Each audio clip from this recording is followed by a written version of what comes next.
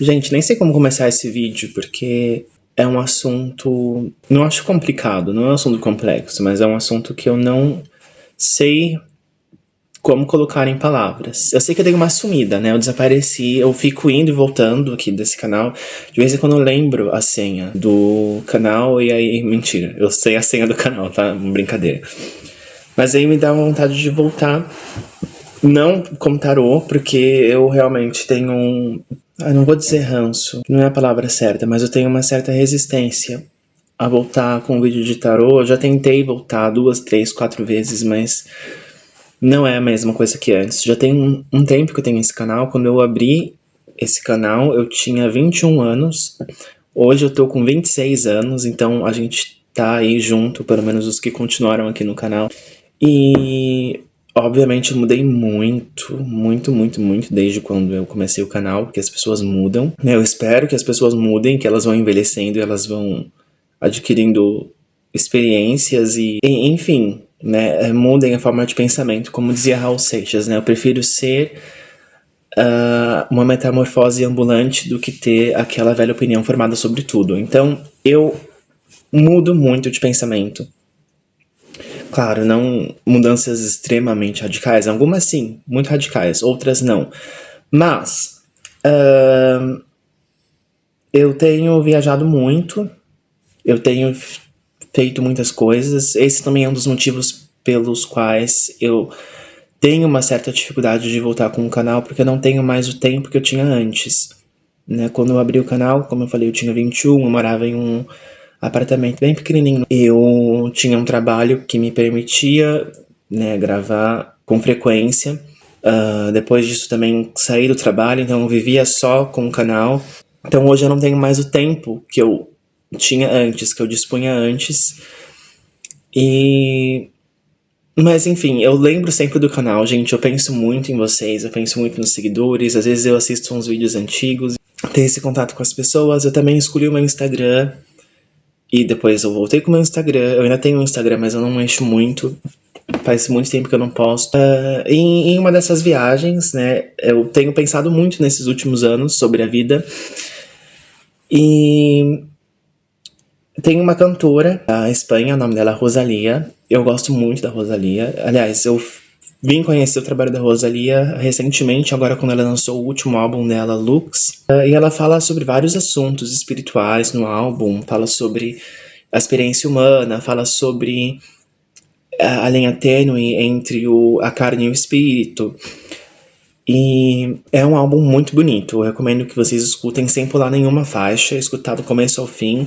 É Lux, que se chama Lux. E a primeira, não, acho que é a segunda música, se chama Relíquia. Ela fala sobre. É uma música muito bonita que eu acho. Que eu olho assim a letra e falo, meu Deus, eu podia ter escrito isso. Que ela fala sobre os lugares que ela já passou, né, os países que ela já passou no mundo, e sobre as partes que ela perdeu de si mesma em cada um desses lugares, né? Eu perdi minha língua em Paris, perdi meu tempo em Las Vegas, e é mais ou menos assim que eu me sinto.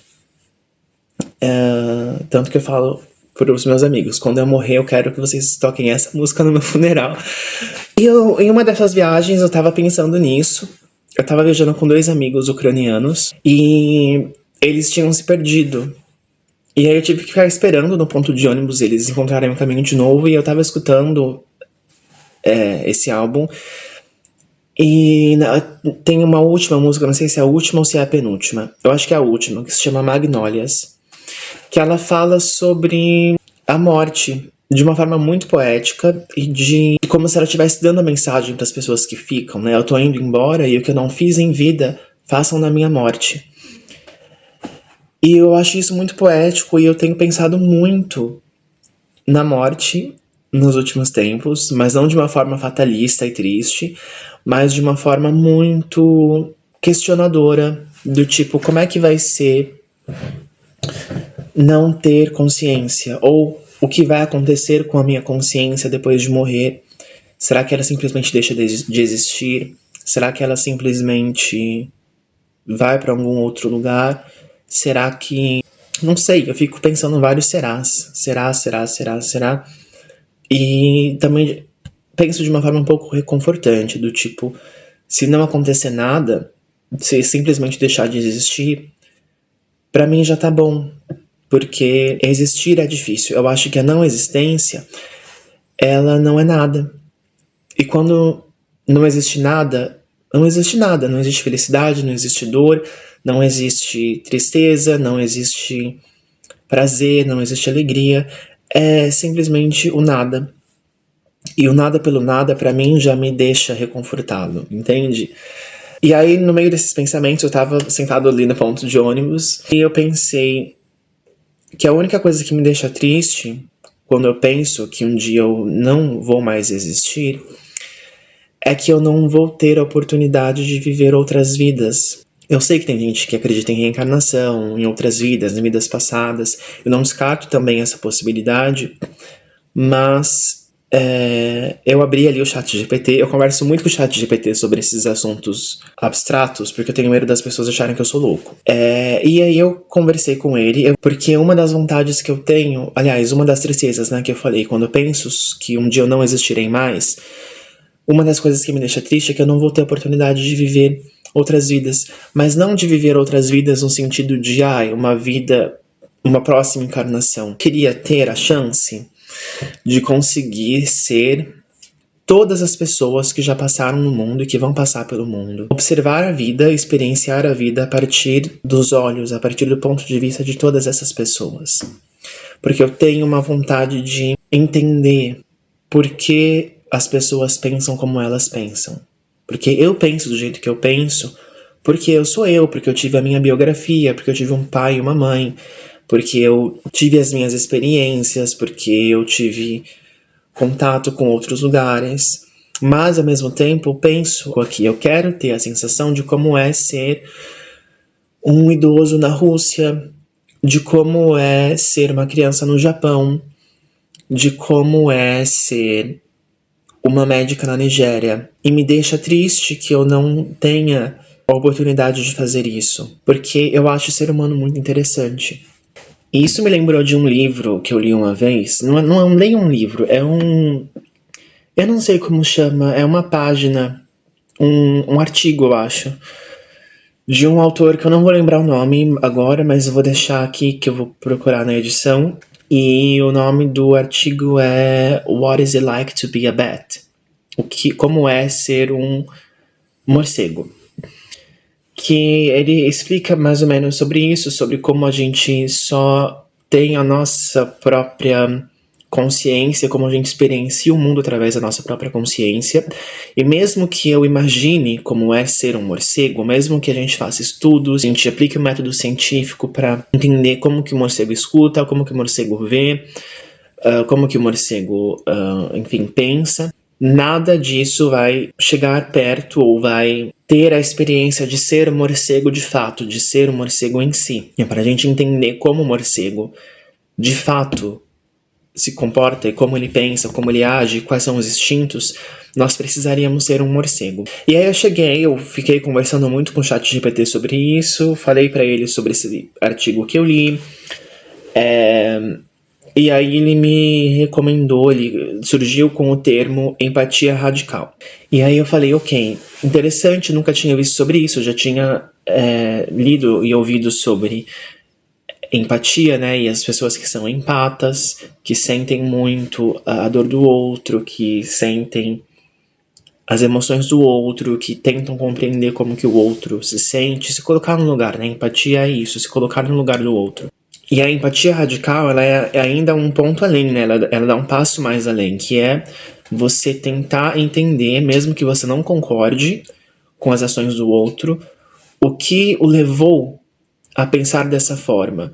Quais os traumas, quais as experiências, quais as sensações, quais as percepções que essa pessoa passou e teve para que hoje ela pense da forma que ela pensa. Só que como eu me sinto é além disso.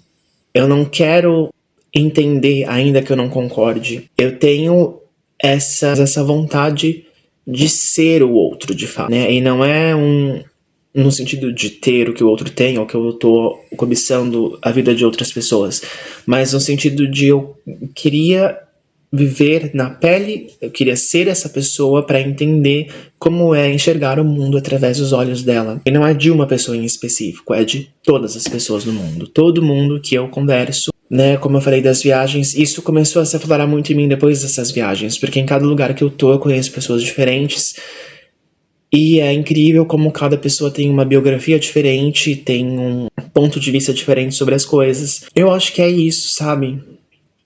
É mais do que uma empatia radical. E aí eu pedi pro ChatGPT me sugerir um nome para isso, e ele sugeriu o nome pan-empatia, que é uma empatia, é a vontade de entender todos os seres humanos da Terra, todos os seres humanos que estão conosco nesse momento, que estiveram e os que estarão. Não fiz nenhum roteiro para fazer esse vídeo, foi só, eu tava pensando sobre isso hoje de manhã e eu falei, eu quero compartilhar isso com outras pessoas, e aí eu lembrei que eu tinha um canal, e aí eu falei, eu vou ligar a câmera e eu vou falar. Mas pensar sobre isso me ajudou muito, tem me ajudado muito, e entender que às vezes não tem um problema comigo, ou que determinada pessoa não gosta de mim, ou recebo um tipo de comentário que eu não quero receber, talvez não tenha tanto a ver comigo. Tem a ver mais com a trajetória da pessoa, com a biografia da pessoa e as experiências que ela teve ao longo da vida a fizeram se sentir dessa forma em relação a mim. Esse era um problema que eu tinha muito com o meu canal, né? As críticas, os comentários negativos, às vezes comentários me xingando com palavras muito baixas, me afetavam muito, e eu realmente me sentia pessoalmente afetado com isso, né? De eu me sentir mal, de eu não conseguir dormir, enfim, ficava pensando sobre aquilo durante a semana, e era uma coisa que eu não abordei ainda isso com a minha psicóloga, dessa minha vontade de querer ser as pessoas, mas essa questão das coisas me afetarem de uma forma profunda, ainda que não tenham necessariamente a ver comigo, é uma coisa que vem sendo trabalhada. E também me ajudou a pensar que é normal, né, a gente se sentir dessa forma, às vezes em relação a outras pessoas. Porque eu não vou ser hipócrita aqui e dizer que é óbvio que eu não teço comentários. Quando eu não gosto de alguma coisa, eu simplesmente ignoro aquela coisa ou evito comentar sobre. Mas aparece sempre, às vezes, quando eu tô no YouTube ou quando eu tô passando o vídeo pra cima, de aparecer alguma coisa que me irrita muito profundamente e que eu não consigo explicar exatamente porque aquilo me irritou. E no fim é só uma pessoa fazendo um vídeo bobo, sabe? É uma pessoa fazendo uma coisa inofensiva, mas o jeito da pessoa me irritou. Alguma coisa que a pessoa falou no vídeo me irritou. A forma como ela se comporta, a forma como ela se veste, alguma coisa ali me incomoda, ainda que eu não transpareça, que eu não externe isso. Eu reconheço dentro de mim que aquilo me incomodou. E aí vem essa pergunta, por que que isso tá me incomodando? Se essa pessoa não tá fazendo nada de ruim no vídeo, se é só um vídeo inofensivo. Eu comecei a entender que as pessoas precisam sentir raiva de alguma coisa, ainda que essa coisa seja uma pessoa, né? São muitos pensamentos, gente, eu sei que eu falei muita coisa, mas as coisas se organizam assim na minha cabeça, é meio bagunçado assim. Mas era isso, eu queria só compartilhar esse pensamento com vocês. É uma frustração que eu tenho, que eu sei que eu vou ter que lidar com isso. Eu não posso ser todas as pessoas no planeta. Eu não posso experienciar a vida através dos olhos de todas as pessoas. E é isso. Eu espero que vocês reflitam, que esse vídeo tenha ajudado você de alguma forma. Um beijo e até a próxima.